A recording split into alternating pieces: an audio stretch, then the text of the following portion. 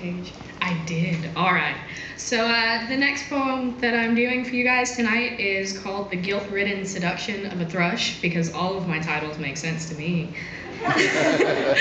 My father told me once that being gay is a sickness. A sickness the devil puts in your mind. You can't help having the sickness, but to act on it is sin. You must resist the apple of temptation and turn to Christ to heal you. And for most of my life, I believed him. And I wanted to believe that the Bible was the truth, but I kept reading and I told myself that this was what I believe, but I hated myself for it. My heart belonged to God, right?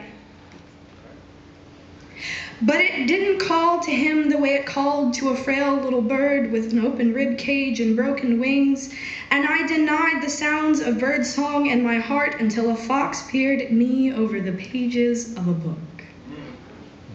Inky hair, cerulean eyes, sharp wit, and a sharper smile.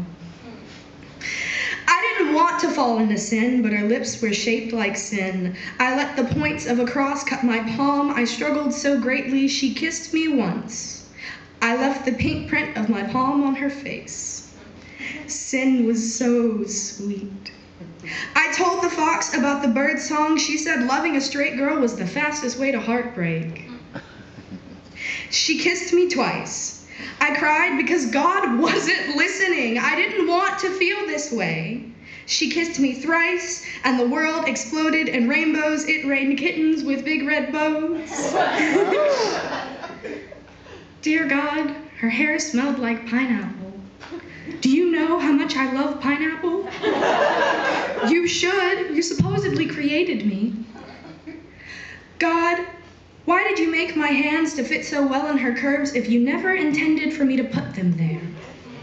Until one day I decided it was better to reign in hell than to rule. That's backwards. Thank you, Milton, for putting words to my feelings.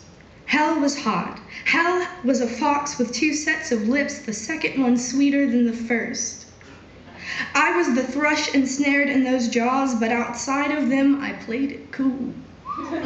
Hid my eyes behind a Bible, loved a bird with an open rib cage, and that love grew stronger every day. And I had to learn the hard way that the waves of pleasure would never make the pangs of guilt go away.